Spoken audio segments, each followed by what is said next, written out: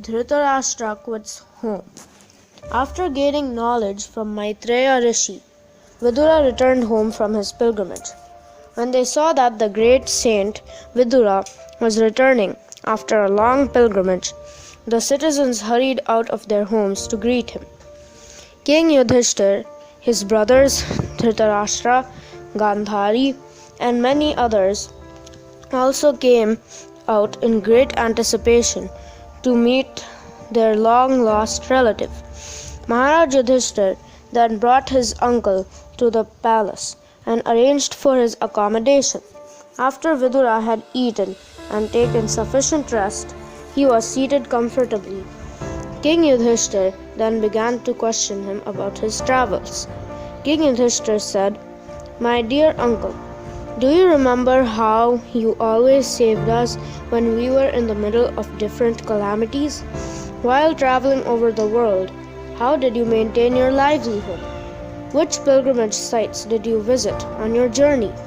Devotees as devoted as you are as holy places in themselves. My dear uncle, you certainly must have visited Dwaraka during your travels. How are the Yadus, our friends and relatives? How is the Supreme Personality of Godhead, Lord Sri Krishna?"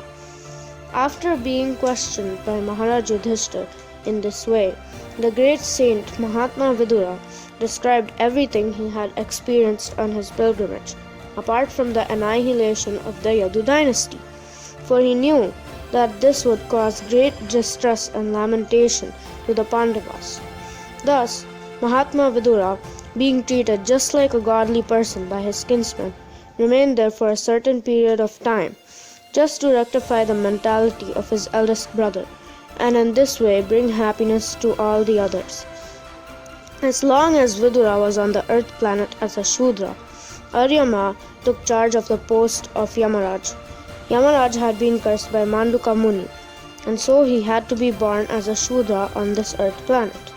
One day, Manduka Muni was sitting in meditation in his ashram when two thieves came in and hid themselves in fear of the king's soldiers who were pursuing them. The sage was unaware of this, and so when the king's soldiers came to arrest the thieves, they thought Manduka Muni to be a supporter of the thieves for giving them protection, and so they arrested him as well. The foolish soldiers then took Manduka Muni to the court and executed him by piercing him with a lance. When the king found out about this, he immediately came and begged for forgiveness from the sage. However, when the king tried with all his strength to retract the lance, it wouldn't budge. The king then found no alternative but to cut the lance from the outside so that a portion of the weapon remained inside the sage's body. Sometime later, Manduka Muni journeyed to Yamaloka to meet Yamaraj. Over there, he took the opportunity to ask him why he had been punished so severely. Yamaraj replied, "When you were small, you once pricked an ant with a sharp blade of grass, causing it to suffer and then die. For this reason, you have been punished in this way." When Manduka Muni heard this, he became very angry. His eyes red with anger. He replied, "I hereby declare that from now on, any offense committed by a child under 14 years shall be taken by the parent. As for you, Yamaraj, I curse you that you shall be born as a Shudra on the earth planet."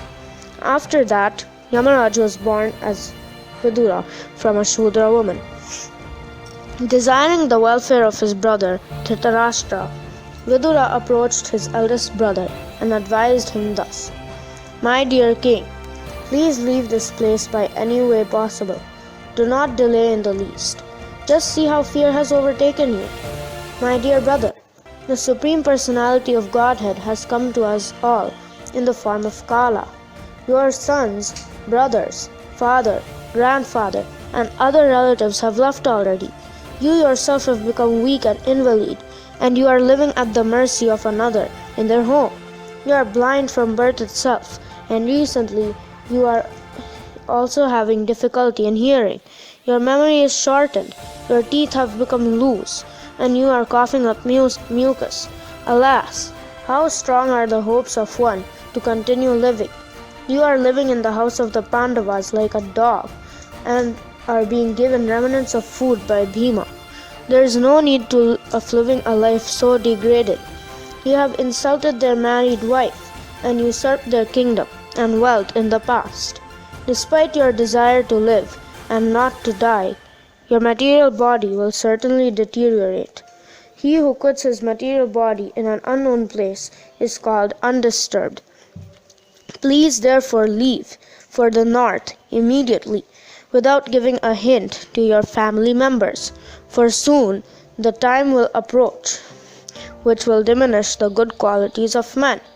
After hearing his youngest brother speak in this way, Maharaj Dhritarashtra, the descendant of Ajamedha, at once broke his family ties and left for the north, as directed by Vidura.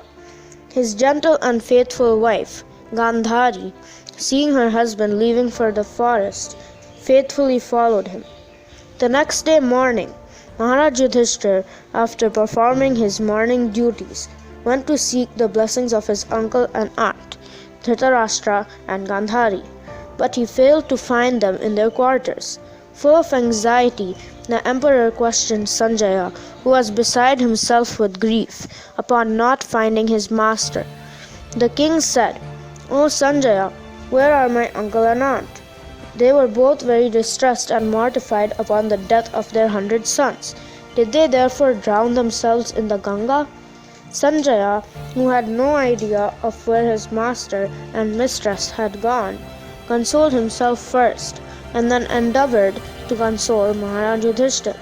While Sanjaya was thus consoling the king, the great sage Narada appeared there. He then told Maharaj Yudhishthir about where his uncle and aunt had gone, and pacified him. Narad Muni then said, "You should also depart from this mortal world as soon as possible, for the age of Kali has begun, and the good qualities of man are going to diminish rapidly." After giving this advice to the king, Devarshi Narad disappeared. King Dhritarashtra, after reaching the Himalayan mountain Saptasrota, engaged in Ashtanga Yoga. One day, while thus meditating, he summoned the fire inside of him and burnt his material body to ashes. The chaste Gandhari, who was standing nearby, also faithfully entered the fire to follow her husband. Vidura then left that place, affected by both delight and grief for his eldest brother, Maharaj Dhritarashtra. The end.